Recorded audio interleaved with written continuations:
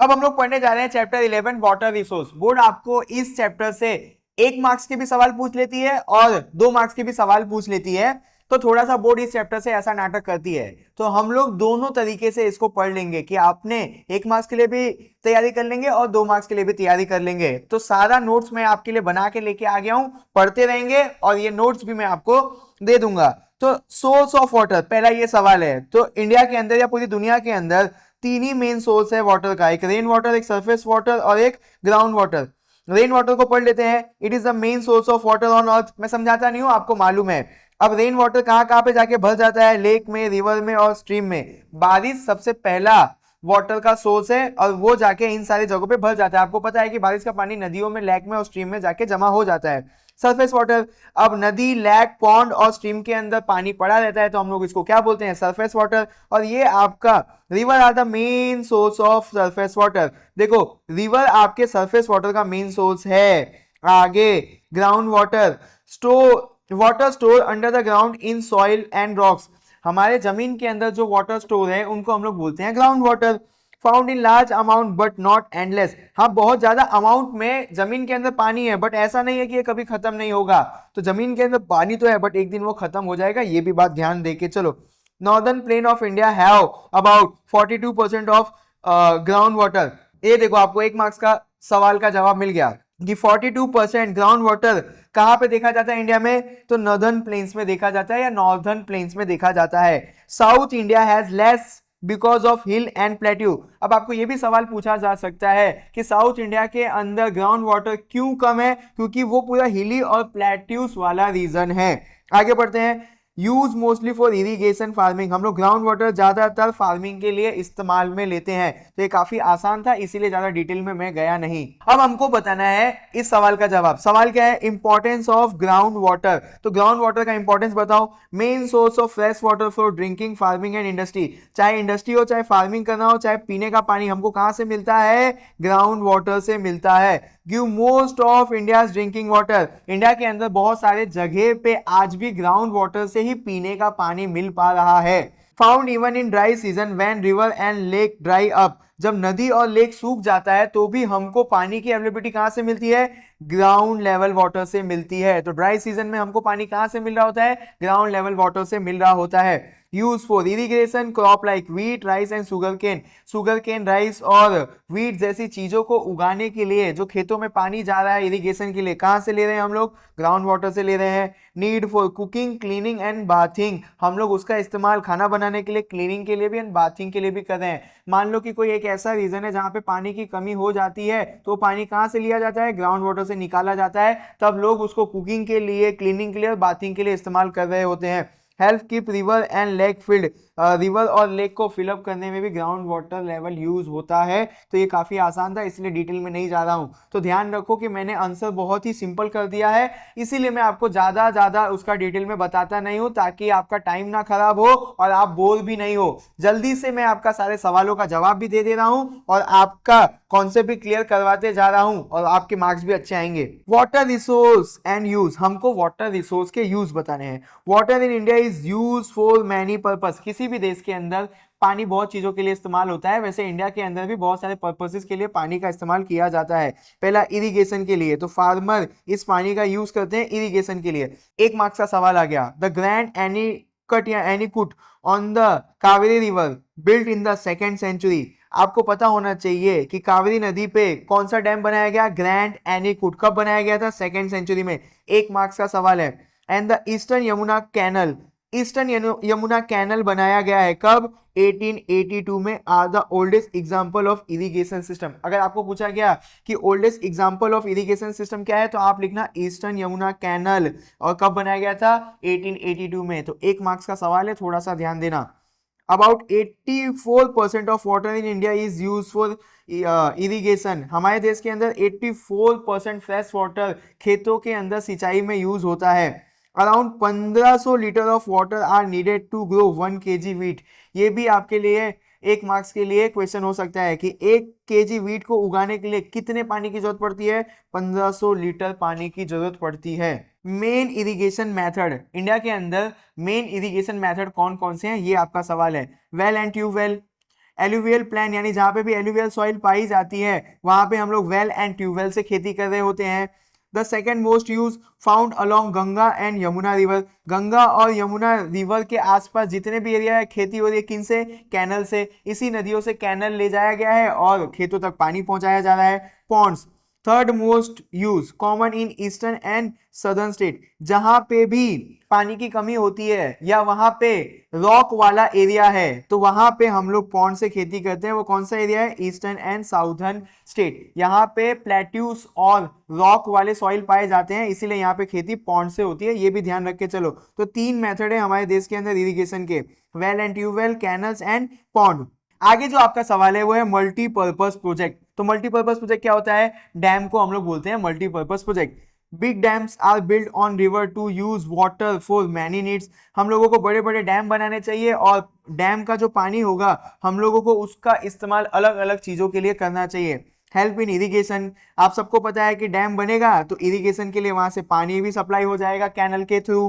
Produce hydro electricity for homes and industry, अब उसी dam का इस्तेमाल करके हम लोग हाइड्रो इलेक्ट्रिसिटी प्रोड्यूस कर सकते हैं तो घरों तक और फैक्ट्रियों तक बिजली पहुंच जाएगी। सप्लाई वाटर टू इंडस्ट्री, तो हम लोग डैम से ही इंडस्ट्रीज को पानी पहुंचा सकते हैं। Control flood and reduce soil erosion, अब पानी का फ्लो हो रहा था, हमने बीच में डैम बना दिया तो पानी का फ्लो रुक जाएगा जिससे सॉइल इरोजन का भी प्रॉब्लम सॉल्व हो जाएगा। और डैम के अंदर हम लोग वाटर को कंट्रोल कर सकते हैं जिससे फ्लड भी कंट्रोल में आ जाएगा। Provide water transport through canal, हम लोग साल के 12 महीने कैनल के थ्रू पूरे इंडिया में या पूरे जगह पे पानी फैला सकते हैं, किससे, डैम से। Support fishing and create fishing farming, जब आप डैम बना रहे हो तो आपके पास पानी का स्टॉक पड़ा हुआ है तो उसके अंदर हम लोग फिशिंग को उगा के और भी जॉब क्रिएट कर सकते हैं। Give clean drinking water to near by town and villages, near by town villages को हम लोग साफ पीने का पानी भी पहुंचा सकते हैं, किससे, डैम से। तो डैम एक मल्टीपर्पज प्रोजेक्ट है, क्यों मल्टीपर्पज है वो आप जान गए। अब आपको जवाब देना है distribution of irrigation in India. आपका सवाल क्या है, distribution of irrigation in India.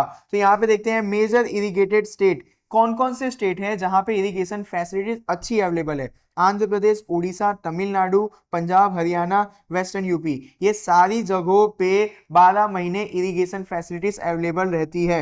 Irrigated land increase 4 time after independence, आजादी के बाद हमने 4 गुने लैंड के ऊपर पानी पहुंचा दिया है खेती करने के लिए। तो कितने टाइम से बढ़ गई है, 4 टाइम से बढ़ गई है। अब हम लोगों के बहुत सारे जमीन के पास पानी अवेलेबल रहता है 12 महीने देश के अंदर। 850 lakh hectare of land are irrigated today, 850 hectare lakh मतलब बहुत बड़ी जमीन के ऊपर पानी अवेलेबल है खेती करने के लिए। 38% of India sown area is under irrigation, मान लो कि हम लोगों के पास 100 जमीन है उसमें से 38 जमीन के ऊपर हमेशा पानी अवेलेबल रहता है खेती करने के लिए। अभी देखो मिजोरम के पास ओनली 7.3 इरिगेशन फैसिलिटी है, पंजाब के पास 90.8 यानी 91 के आसपास है। ओवर 40% इरिगेटेड इन पंजाब, हरियाणा, यूपी, बिहार, जम्मू कश्मीर। देखो सबसे कम इरिगेशन फैसिलिटी मिजोरम के पास है, सबसे ज्यादा पंजाब के पास है। अब ऐसा बोला जा रहा है कि अगर आपके पास 100 लीटर पानी है तो देश के अंदर 40 लीटर पानी इन सारे स्टेट के पास पहुंच रहा है, मतलब कि इन सारे स्टेट के पास 40% वाटर है इरिगेशन के लिए, या ऐसा बोल सकते हो कि 40% वाटर की सप्लाई हो रही है इरिगेशन के लिए इन सारे शहरों के अंदर। मतलब ये गंदी बात है कि कुछ शहरों के पास 40% पानी है और बाकी सारे शहरों के पास सिर्फ 60% पानी है। कम शहरों के पास ज्यादा पानी है, ज्यादा शहरों के पास कम पानी है, ये हमारे देश की कमी है, ये मैं बता रहा था आपको। अब पढ़ लेते हैं वाटर क्राइसिस के बारे में। Water is a natural gift but shortage is growing every day, water एक नेचुरल गिफ्ट है बट आप सबको पता है कि आजकल पानी की कमी पड़ती जा रही है। Rain is the main source of water in India but it is irregular and uncertain, rain ही सबसे मेन सोर्स है पानी का बट आजकल वो भी इरेगुलर अनसर्टेन है, कभी होती है कभी नहीं होती है। Rising demand for food crop and cash crop increasing water need, अब अपने को फूड क्रॉप सबको पहुंचाना है, कैश क्रॉप सबको पहुंचाना है, मतलब कि अपने को अनाज भी उगाना है, कैश क्रॉप भी उगाना है, इनको उगाने के लिए चाहिए पानी। तो पानी इसमें बहुत ज्यादा लग रहा है, किसमें, फूड क्रॉप में और कैश क्रॉप में, जिसकी वजह से उसकी शॉर्टेज हो रही है। Several crisis in western Rajasthan and southern plateaus, जैसे महाराष्ट्र, तेलंगाना, तमिलनाडु, कर्नाटका, केरला, आंध्र प्रदेश, इन स्टेट्स के अंदर पानी की बहुत ज्यादा दिक्कत है। Water quality is poor in many villages causing water borne disease, बहुत सारे शहरों के अंदर, गांव के अंदर पानी की क्वालिटी अच्छी नहीं है, जिससे पानी वाली बीमारी हो रही है लोगों को।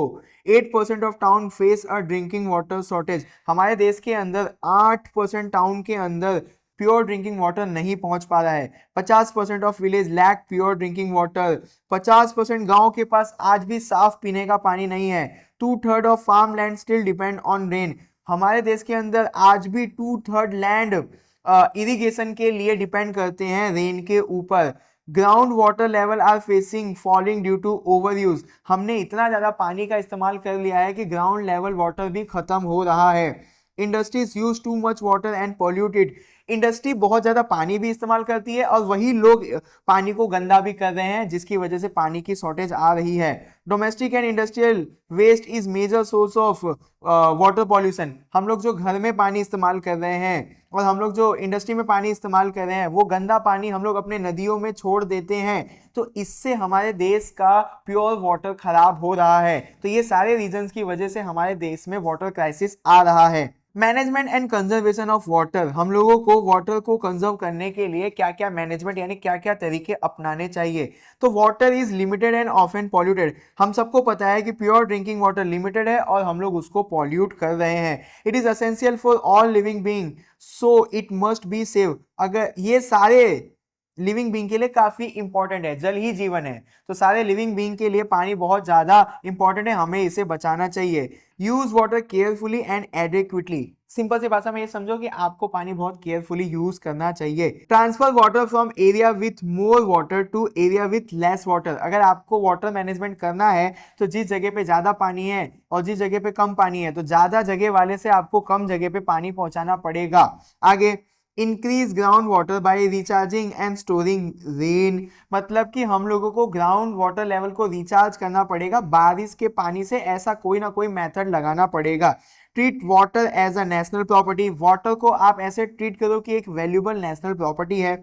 The government should distribute water fairly and solve interstate dispute quickly, south के अंदर एक नदी के ऊपर डिस्प्यूट चलता है पानी के अंदर, गवर्नमेंट भी आज उसको सुलझा नहीं पाई है। तो यहाँ पे हमको ये बोला जा रहा है कि अगर आपको वाटर को कंजर्व करना है और उसको मैनेज करना है, तो किसी भी स्टेट या किसी भी एरिया में अगर पानी के लिए लड़ाई हो रहा है, तो गवर्नमेंट को उसके ऊपर ध्यान देना चाहिए। मैं आपको एक टास्क देता हूं कि जाओ चैट जीपीटी को पूछो कि साउथ इंडिया में किस रिवर के ऊपर वाटर को लेके डिस्प्यूट है, और मुझे नीचे कमेंट करना। Water conservation means maintaining and protecting water source, जो भी हमारे पास वाटर सोर्स है उनको मेंटेन करना और उनको प्रोटेक्ट करना, यही प्रोसेस को हम लोग बोलते हैं water conservation. Promote water set development and rain water harvesting, हम लोगों को वाटर सेट डेवलपमेंट जैसी चीजें प्रमोट करनी चाहिए और बारिश का भी पानी बचाना चाहिए। अब आपका एक टॉपिक है कि रेन वाटर हार्वेस्टिंग, बारिश के पानी को कैसे बचाया जाए। Collecting and storing rain water using well, small dam, farm ponds etcetera, हम लोग बारिश के पानी को वेल में, स्मॉल डैम बनाकर या खेतों के अंदर तालाब खोदकर, इस तरीके से हम बारिश का पानी बचा सकते हैं। Help raise the ground water level, कुछ मेथड लगाने पड़ेंगे जिससे हम लोग बारिश के पानी से ग्राउंड लेवल वाटर को भी रिचार्ज कर देंगे। Provide water for home use and farming, ये जो पानी हम लोग बचाएंगे बारिश का, उसको हम लोग प्रोवाइड कर देंगे घर के इस्तेमाल के लिए और खेती के इस्तेमाल के लिए। मेन ऑब्जेक्टिव क्या है रेन वाटर हार्वेस्टिंग का? Increase ground level water by adding more rain water, हमारा मेन मकसद है कि हमको ग्राउंड लेवल वाटर को बढ़ाना है। कैसे? उसके अंदर रेन वाटर मिला देंगे, बारिश के पानी को हम लोग किसी ना किसी तरीके से ग्राउंड लेवल के अंदर घुसा देंगे। Reduce water waste by stopping rain water from flowing away, हमारे शहर के अंदर पानी बारिश का गिर रहा है, तो हम लोग उसको इस तरीके से इस्तेमाल में ले लेते हैं कि वो कहीं पे जाके स्टोर हो जाए, और जब हमारे शहर के अंदर पानी की कमी पड़ेगी तो वहीं से हम लोग उस पानी का इस्तेमाल करके अपने आप को बचा लेंगे। बेसिकली मैं आपको ये समझाना चाहता हूँ कि आपके शहर में बारिश हुई तो गवर्नमेंट को कोई ना कोई ऐसा जुगाड़ करना चाहिए कि वो बारिश का पानी कहीं जाके स्टोर हो जाए, फिर जब पानी की कमी पड़ेगी तो उसी स्टोरेज से हम लोग इस्तेमाल कर लेंगे पानी को। Provide domestic waters in summer, ये जो आपने ग्राउंड लेवल को रिचार्ज किया और ये जो बारिश का पानी बेकार होने से बचा लिया, तो गर्मियों के अंदर आपके घरों में यही पानी सप्लाई कर देंगे। Meet the growing water demand, हम लोग पैदा ज्यादा होते जा रहे हैं तो हमको ज्यादा पानी चाहिए, तो इस डिमांड को भी पूरा कर दिया जाएगा रेन वाटर हार्वेस्टिंग से। Store rain water in cities and town for future use, हम लोग बारिश का पानी सिटीज और टाउन में स्टोर करके रख लेंगे, कभी भी हमको फ्यूचर में जरूरत पड़ेगी तो वहां से इस्तेमाल कर लेंगे। अब यहाँ पे एक सवाल आपको बोर्ड पूछ रही है कि proper water management can save us from a water crisis, अगर आप पानी को अच्छे से बचाओगे तो हमको वाटर क्राइसिस से छुटकारा मिल जाएगा। पहला, teach people to save water, अगर आपको पानी को बचाना है तो इंसानों को सिखाओ कि आपके पास जो पानी बचा हुआ है उसका इस्तेमाल अच्छे से करो और उसको बचाओ, उसको पॉल्यूट ना होने दो और फालतू में पानी को इधर उधर बहने मत दो। तो सबसे पहले लोगों को सिखाओ कि पानी को बचाना है क्योंकि वो लिमिटेड है और इंपॉर्टेंट है जिंदगी के लिए। Good irrigation improve both quantity and quality of crop while improper irrigation harm them, देखो अगर आप अच्छे से पानी दोगे तो आपके क्रॉप की क्वांटिटी भी बढ़ेगी और क्वालिटी भी बढ़ेगी, अगर आप पानी नहीं दोगे तो वो क्वालिटी और क्वांटिटी दोनों खराब कर देगा। अब आपके पास एक सवाल है कि why south India use pond for irrigation, south India के अंदर पॉन्ड का इस्तेमाल क्यों होता है इरिगेशन के लिए एग्रीकल्चर के अंदर। South India gate rain only during certain month so water is not available for year, south India के अंदर 12 महीने बारिश नहीं होती है, वहां पे थोड़े समय के लिए बारिश होती है, इसीलिए वहां पे पानी की स्टोरेज होने लगती है। River there are seasonal and dry up in summer, south India के अंदर जो रिवर है वो समर में सूख जाते हैं। Hard rocky soil make it hard for water go to the underground, अब वहां पे हार्ड और रॉकी सॉइल है जो बारिश के पानी को अंडरग्राउंड वाटर तक पहुंचने नहीं दे रहा है।